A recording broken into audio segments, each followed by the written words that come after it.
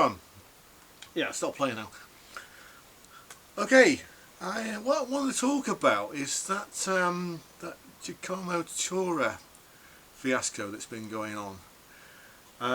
Basically, like this. Basically, this has blown the whole. I think this has blown the whole YouTube guitar thing out of the water. That's my take on it. I think it's had it coming for a while. This whole bubble. I'll get more into that in a moment, but I mean, it's a lot of this actually comes down to a video posted by Danny Sapko. I don't know. I mean, normally Danny. I mean, sometimes I'm a bit critical of Danny's channel because like he'll just post pictures of like sort of scantily clad girls playing guitar or bass and stuff, and then we'll make a joke about it so they get more views. And so, you know, on that respect you're thinking, well, it's more about, you know, objectification than it is about like music and, you know, musicians, or, you know, learning to play, or whatever. But he's posted like a couple of videos now about this Giacomo Turra, who is basically like in sort of fits in like within like the fusion genre of like guitar, but it'd be taking like sort of pieces by or like little jams, little opening jams by you know, people like Tom Quayle, Jack Gardner, Alex Hutchins, and a few others that I'm not. I don't actually know. I mean, apologies to you if you're not mentioned there, but I think you know who you are. But it's sort of like just you know, like say, well, that sounds good.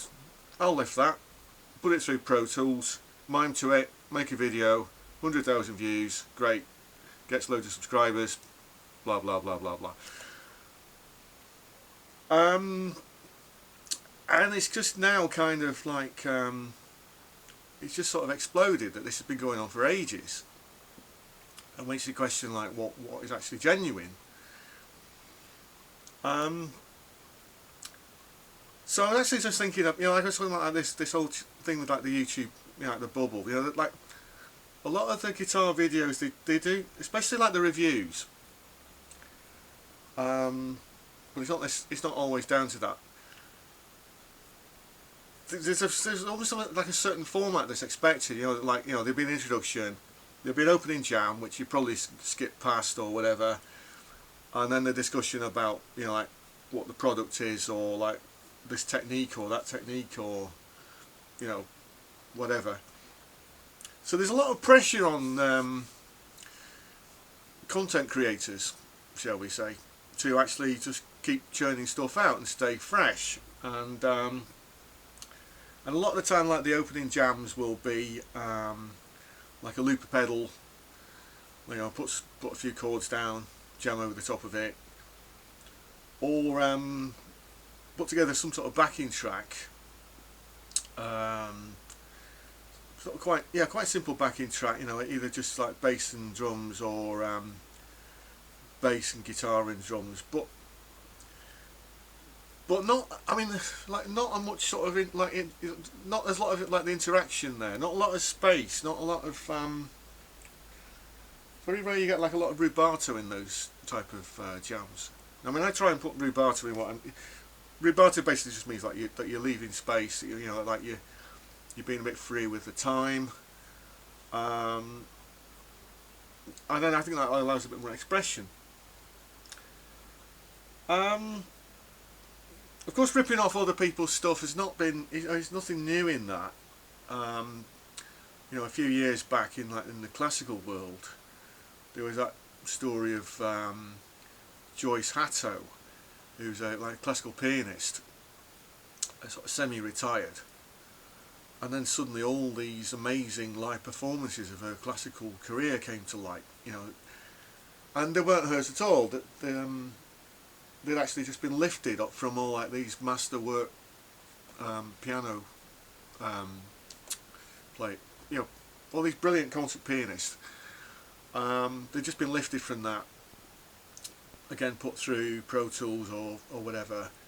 So it's altered slightly to put a few little defects, but not like human enough, you know, to actually completely fool somebody.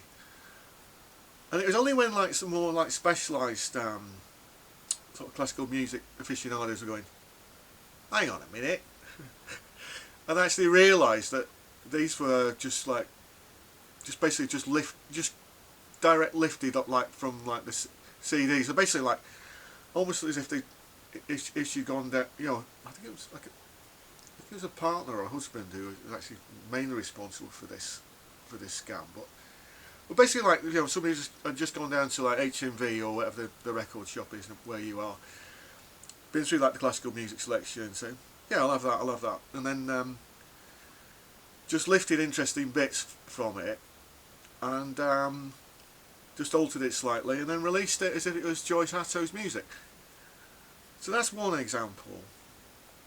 Another example, of course, you know, like in like painting, you know, you get people like Tom Keating, who, you know, he was doing forgeries of like, you know, Rembrandt or Constable or Turner, and was selling them on as if like they were undiscovered masterworks by these great painters. But then you actually realise, you know, that not only was like Tom Keating a really talented painter, he was doing it just to like basically just stick two fingers up at the art establishment, you know, because you know, because you know, making out that a lot of the art is like a lot of the art critics don't actually know what they're talking about. You know, the people will get like a Rembrandt or a Picasso, not because it's a great piece of art, but to have something in their collection that they can sell on, you know. So it sort of leads into things like, you know, Murphy Lab Les Pauls, you know, like, you know, happy to spend, what, £7 or £8 grand upwards on a, you know, a relict Murphy Lab Les Paul, because it's like the closest thing you're going to get to a 59 Les Paul. But of course it's not, it's a pretend one, isn't it? You know, so there's all sorts of things like that, you know. But which is why I'm starting to think, you know, getting onto, you know, the main point I'm trying to make about, you know, this. I think the bubble is bursting on some of this, and it's been about time. And I mean, you know, when I did like my review of like the Birmingham Guitar Show, and I was joking about, you know, offering up sacrificial goats to the YouTube guitar gods because they would be, you know, hanging around there, and you know, and then you almost feel like, you know, we're not worthy because, and you can't just go there and enjoy the show, you know, just to look at the stuff, you know, because you know, the fact that just, you know, because somebody's got like a high subscriber count on their channel, you know, almost, you know, seems that like, you know, somebody who hasn't is, you know, sort of is, you know, like contemptible, you know, oh, you're not part of us, you know, you're the wrong sort of chap, you're not with us, and, you know, whatever. But then, you know, just you know, in closing now, I don't want to try and wind this one down because I don't want it to be too long. But you know, like with those, that, you know, like I was saying, like with those opening jams where it is just like somebody playing to a backing track or a looper pedal, that you're not actually getting that same sort of intimacy as like a live performance. You know, like you know, recently I was talking about like with Weather Report. You know, like with the Blackthorn Rose. But I was watching the that South Bank Show documentary about them, and they would open the set with like just like a semi-improvised performance, you know, because that thing, you know, we never improvise, we always improvise, and it would just be like, you know, piano and saxophone just playing off each other, you know, and so you know, it was the fact of like some, you know, like Joe Zawinul, you know, the pianist, put some chords down, Wayne Shorter, the sax player, you know, he would be playing over that, but not just like sort of, oh, this is a G7, therefore I've got to play a Mixolydian scale. No, because he'd be doing like scale stacking and, you know, that sort of things, or taking the harmony outside there, or you know, like with Alan Holdsworth, you know, like a lot of his stuff, you know, like semi-improvised, you know, especially that track, The Drums Were Yellow, you know, where like the drums would be laying down the groove, and Alan would just jam, you know, it's just like you know, put the chords down, articulate the space, gradually build that up as the piece is being sort of rounded out, or, you know, fleshed out. The drums would then start to sort of accentuate the new parts which are coming in.